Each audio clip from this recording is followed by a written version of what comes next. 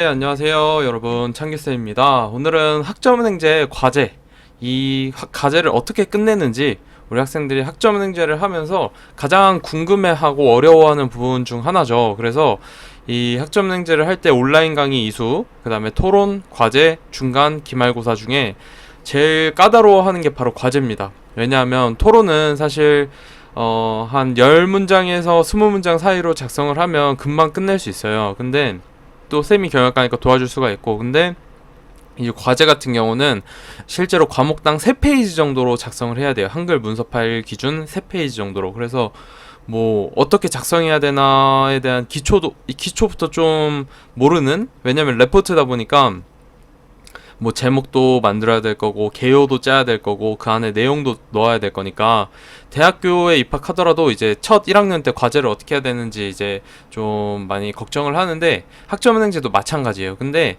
학점은행제 과제를 어떻게 해야 가장 효율적이고 시간이 덜 들게, 그러면서도 퀄리티가 좋게 작성을 할 수 있는지 한번 뭐 실질적으로 알아보도록 하겠습니다.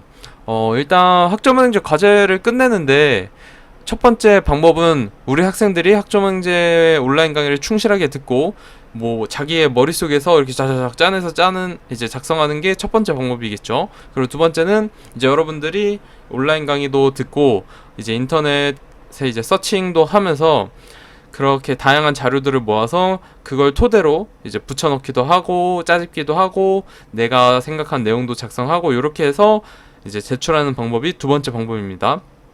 사실은 두 번째로 하는 친구들도 있어요. 이렇게 되면은 하면 됩니다. 근데 학점은행제를 할 때 시간이 많이 없는 친구들이 대부분이고, 편입 공부를 한다던가 직장인이라던가 이런 친구들이 많아요. 거의 대부분이죠. 그래서 과제를 할 만한 시간이 없는데, 이런 친구들이 어떻게 해야 되나 라고 보면 바로 이제 해피캠퍼스라는 걸 이용하면 돼요. 이게 이제 어떻게 보면 킬링 포인트죠. 해피캔버스를 이용하면 되는데, 어떻게 이용하면 되냐라고 보면, 우리 학생들이 과제를 이제 받잖아요. 그 학점은행제 사이트에서 과제가 나오면 그 제목이나 이런 내용들을 검색을 해요. 거의 한 몇백만 개의 자료가 있거든요, 여기에. 그래서 그냥 다 있다고 보면 될 정도로 다 있어요. 그래서 검색을 해서 그 자료를 한 과목당 1,000원에서 2,000원 정도면 받을 수 있어요. 그럼 7과목, 8과목 해도 뭐 15,000원, 16,000원이죠. 그 정도를 해서 이제 받아요. 자료를 받고, 받았으면 어떻게 해야 되냐? 그 이제 자료를 한 창에 띄워놓고 다른 창에다가는 이제 새 파일을 열어놓는 거죠. 새 창을. 그리고 그 창 안에 있는 내용들을 옮기는 건데, 내 언어로 옮기는 거예요. 여러분이 쓰는 언어로, 거기 있는 거 그대로 옮기는 게 아니라 여러분의 언어로 바꾸는 거예요. 지울 거 지우고 붙여넣을 거 붙여넣고, 그러면서 이제 그 과제 안에 내용들의 내 생각도 같이 넣어주는 거죠. 그리고 여러분이 서칭을 할 거면 간단하게 서칭해서 서칭한 내용도 넣어주고, 그렇게 해서 뭐 보통은 3페이지인데 3페이지에서 4페이지 분량으로 여러분들이 짜 맞춰서 넣으면 됩니다. 그리고 개요나 이런 부분도 수정해줄 거 수정해주고, 그 다음에 여러분들이 뭐 생각하는 내용들, 거기에 대해서 뭐 알고 있는 시사 상식이나, 뭐 지금 대부분이 경영학이니까 우리나라 이제 대한민국 안에 경영의 트렌드 안에서 뭐 알고 있는 게 있으면, 뭐 본 게 있으면 적어 넣고, 여러분들이 알바를 하고 있는데 프랜차이즈와 같은 뭐 과제가 나왔어요. 그러면 그거에 대해서도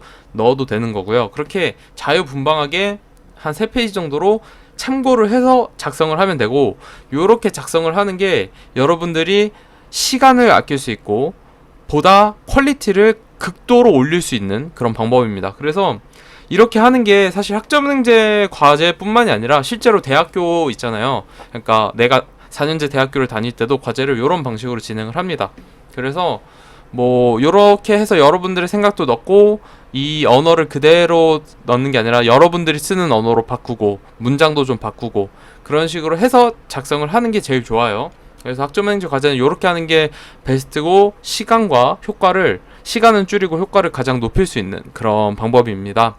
그래서 여러분들이 이 부분을 질문을 정말 많이 해요. 쌤이 케어해주는 학생들도 그렇고 케어 못해주는 학생들도 정말 질문을 많이 하는데, 이 방법으로 하면 된다 라고 딱 정리를 해놓고 학생들한테 이걸 보내줄 거예요. 그러면 쌤도 시간 아끼고 우리 학생들도 가장 좋은 방법을 볼 수 있으니까, 우리 학생도 시간을 아낄 수 있고 하고 있는 공부에 집중을 할 수 있고 이렇게 되겠죠.